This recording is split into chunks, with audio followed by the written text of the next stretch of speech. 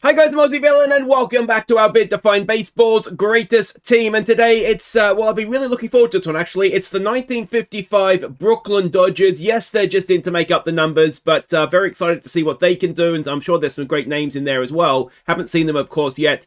And another team we haven't seen yet is the defending World Series champions in real life, the Texas Rangers of last season. Now, this is a one-off game in their 1955 season. The Brooklyn Dodgers went 98-55. Last season, the regular season, it was 90-72 for the Rangers. So as I said, a one-off game. We default to modern era strategy. World Series rosters if available. I believe both these teams were World Series teams, and if not, it's opening day. I can't remember if the Brooklyn Dodgers, I think they won the World Series that year. We had no injuries. Injuries are disabled during the game. So let's go and check these two rosters and see who's going to be playing.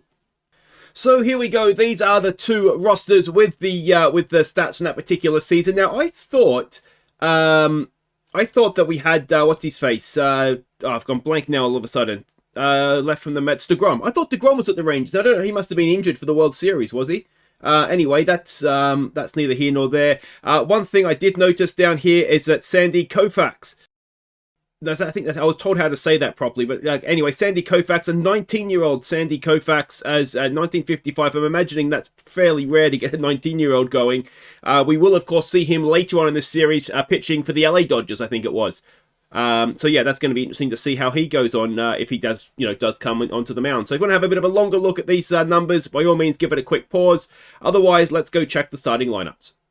Alright, so two teams, as I say, we've never seen before. It is leading off the 1955 Brooklyn Dodgers, Jim Gillian at second base. Pee Wee Reese is going to bat 2 at shortstop. Duke Even Snyder in left field bats 3. Jill Hodges at first base bats 4. Then we've got Cal Frulio in right field batting 5. Jackie Robinson, I was wondering if we were going to see him in this series. Here he is here, batting 6 at third base. Sandy Amaros is at batting 7 in left field. It is, I can do this, Roy Campanella catching at 8, and Don Newcomb is the man on the mound for them. And then the 23 Texas Rangers, it is Leody Taveras in center field batting leadoff. Then Nathaniel Lowe bats second at first. Adoles Garcia in right field bats 3. Corey Seager at shortstop bats 4. Josh Jung at third base bats 5. Marcus Semien at second base bats 6.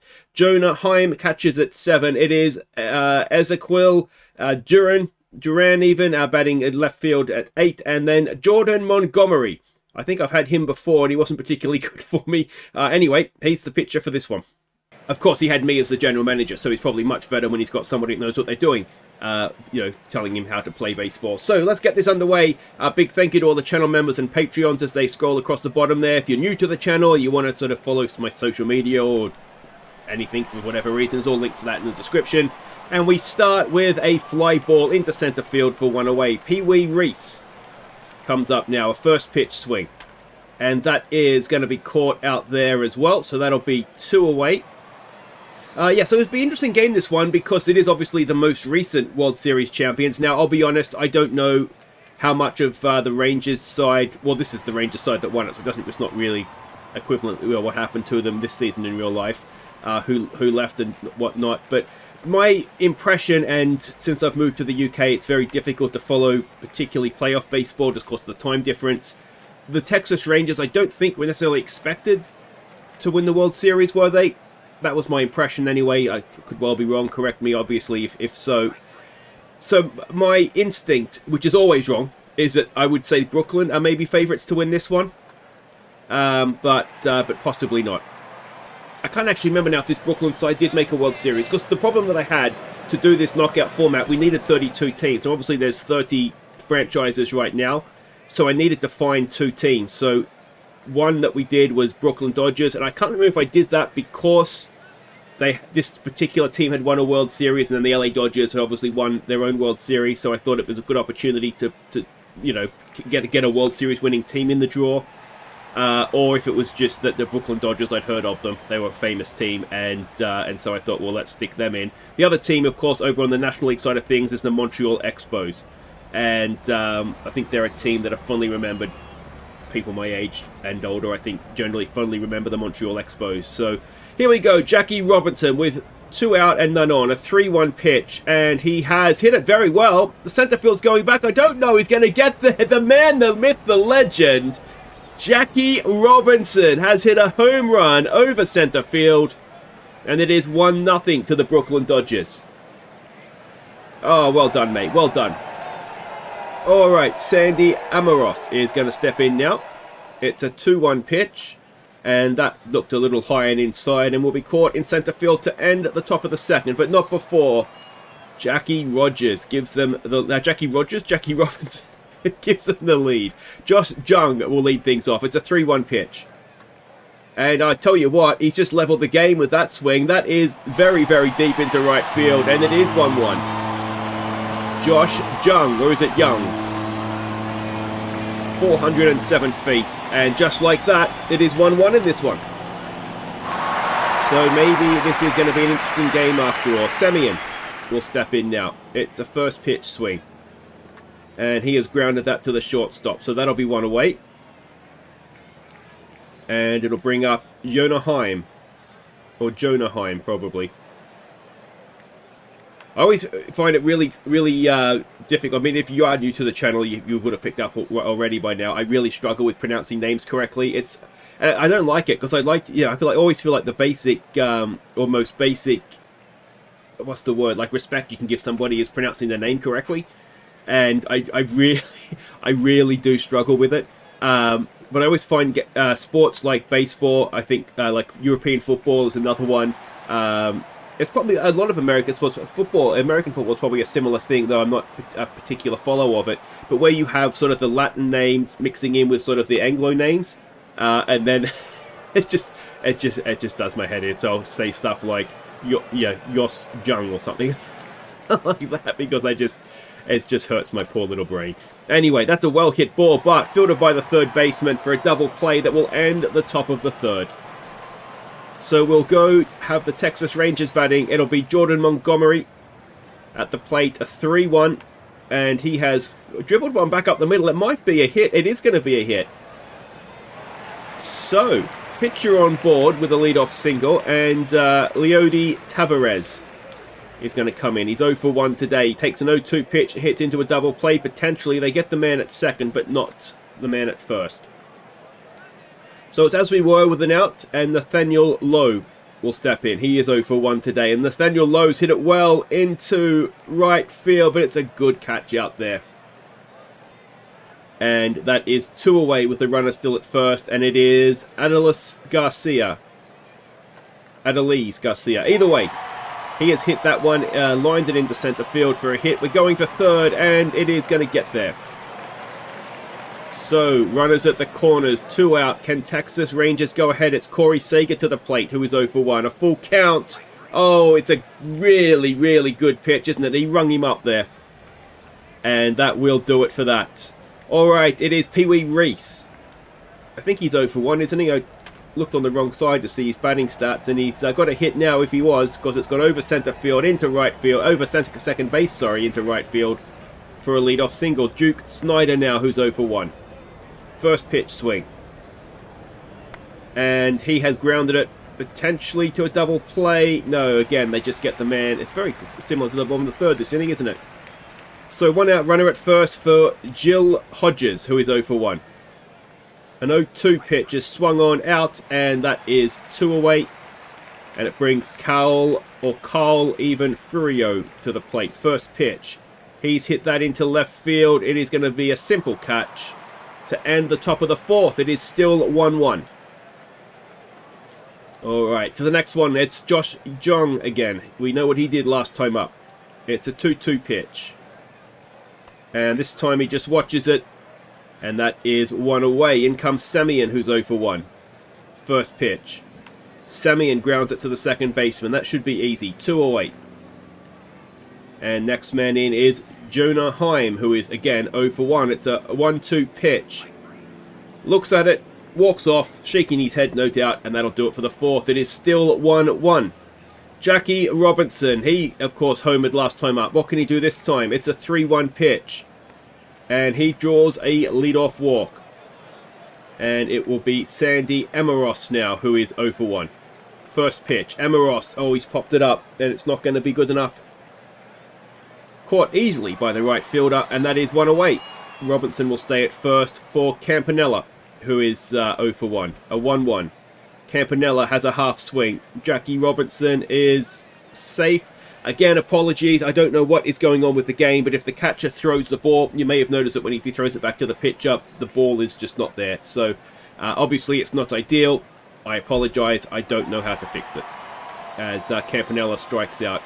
The only time it really affects the game is when there's a base runner stealing, and obviously we can't see the throw going to try and get him. But other than that, it's not the end of the world. As Newcomb strikes out, and that will be the end of the top of the 5th. So still 1-1. Duran to the plate, who is 0 for 1, a full count, and he has grounded that to the third baseman. That'll be 1 away. And in will come Montgomery, who of course just dribbled one past the pitcher in front of the shortstop last time up. So he's 1 for 1 today. And he's hit that quite well. And he's been robbed in centre field. It's daylight robbery. Snyder with an amazing catch. And it'll be Tavares coming back up. He is 0 for 2. It is an 0-2 pitch. And Tavares gets it through into right field for a 2-out single. So can Texas get a 2-out rally going here? Nathaniel Lowe, who's 0 for 2. It's an 0-1 pitch. Lowe has got one into left field. It's another incredible catch. The outfield defense in this game has been amazing so far. So to the top of the 6th, it is still 1-1. Gillian to lead things off. It's a 1-2 pitch, and he has popped it up. Shortstop goes back, makes the catch, 1 away. In comes Pee Wee Reese, who is 1 for 2. It's a 2-1 pitch, and he has grounded it to the first baseman. Pitcher covers out at first, 1 away, 2 away even. You think I could count to 2, wouldn't you? Duke Snyder, after an incredible defensive play in the outfield, he's 0 for 2. It's a 3-1 pitch, and Snyder has walked. So a 2-out walk for the Brooklyn Dodgers, and Jill Hodges comes up 0 for 2. It's a 1-1 pitch. He has hit it into right center field. It is going to... Oh, it's another incredible outfield defensive play. Tavares this time. And we'll go to the bottom of the 6th, tied at 1. Garcia now, who is 2 for 2. It's an 0-1 pitch. And Garcia has popped it up. And that'll be 1 away. I think Corey Sager's up next, isn't he? And he is 0 for 2 today. It's an 0-1 pitch. And Corey Sager, just regulation, softly hit ground ball to the second baseman. That'll be 2 away for Josh Jung. And, of course, we know he hit a home run already today. He is the one Rangers run, but he's not going to get another one there. And that'll do it. We go to the 7th, tied at 1. It's incredible how many of these games in this knockout round have just become really close, tense, almost pitching duels. Which I think tells you that the teams with the best defense, and it's always the way, I think, isn't it? They are the ones that we can expect to go deep in this competition. Jackie Robinson comes up, dribbles it back, and that will be 2 away. And it is Sandy Emaros now, who is 0 for 2. It is a 2-0 pitch.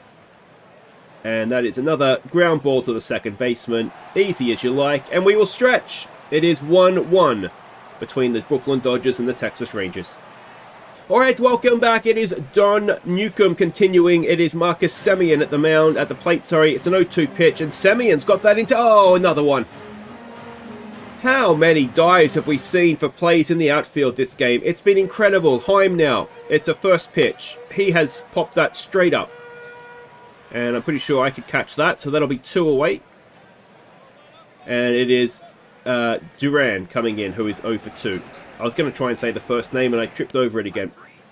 He strikes out, and that is the end of the 7th. So we go into the 8th. Campanella to lead things off. He is 0 for 2. Montgomery continuing into the 8th as well. It's a 1-1. And that is hit into right field, straight down his throat. And that is 1 away. I've got to say, Montgomery, considering I was saying he was rubbish for me, and I'm pretty sure he was when whatever franchise I was managing at the time when I had him, he really wasn't good, but he's gone 7.2 here, not given up much, and it is Gillen, who is 0 for 3 coming in. It's an 0-1 pitch. And that is popped up, so that will do it for the top of the 8th. It is still 1-1.